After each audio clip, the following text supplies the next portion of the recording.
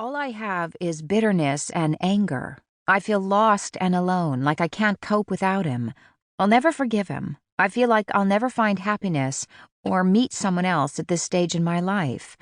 Next year, I turn 55. I'm so desperate, I just don't know what to do. I am absolutely broken, a complete mess. I have nowhere to turn. To make matters worse, her husband's divorce lawyer petitioned to decrease his alimony payments, sell the family home, and split the profits. The judge ruled in his favor.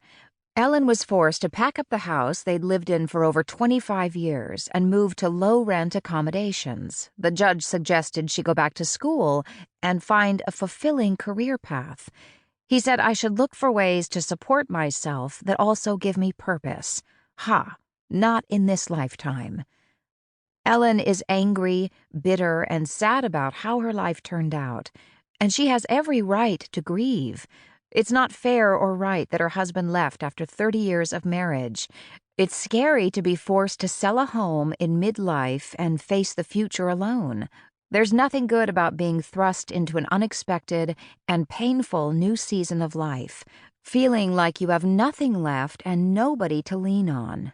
Or is there? Hannah collapses. Instead of a haven, Hannah's home was a hive of pain, mockery, and disunity. Worse, as we read in 1 Samuel chapter 1, she couldn't get pregnant after years of trying. Childlessness wasn't just heartbreaking for our biblical sisters. It was also socially stigmatizing. Infertility was a sign of dishonor, worthlessness, and future economic instability. Hebrew women had nothing to fall back on, no education, meaningful work outside the home, or even the possibility of pursuing other life dreams or goals. Even worse, Hannah had to share her home with Peninnah, who was the second wife of her husband Elkanah. Peninnah had her own sons and daughters, and often goaded and provoked Hannah to tears. Perhaps Peninnah was jealous and hurt because Elkanah gave Hannah double portions of sacrificial meat. He wanted to make Hannah happy, not understanding that his gifts couldn't fill the emptiness in her heart. "Hannah, why are you weeping?" Elkanah asked. "Why don't you eat? Why are you downhearted? Don't I mean more to you than 10 sons?" Hannah reassured her husband that she loved him, but he couldn't fill the emptiness in her spirit and soul. She was so depressed she couldn't eat or stop crying.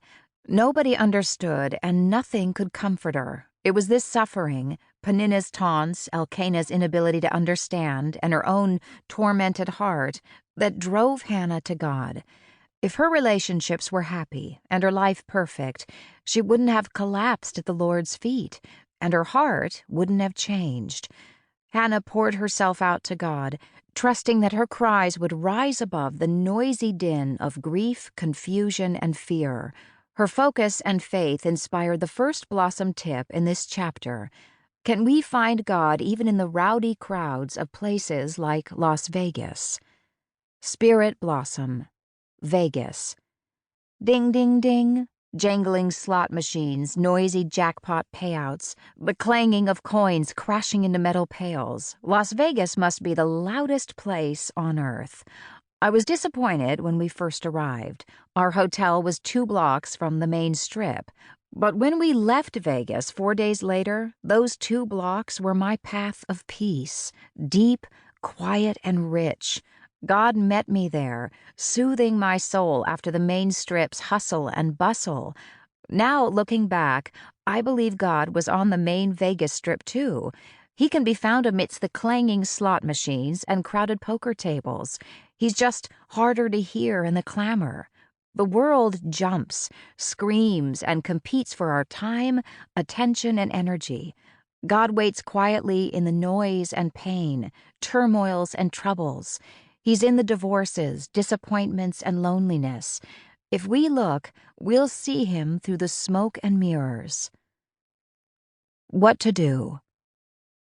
Invite Jesus into the chaos of your life. No need to wait for a women's retreat, the perfect worship service, or a sun-soaked Sunday afternoon. Silence and solitude are wonderful places to hear his voice, but they're not always available.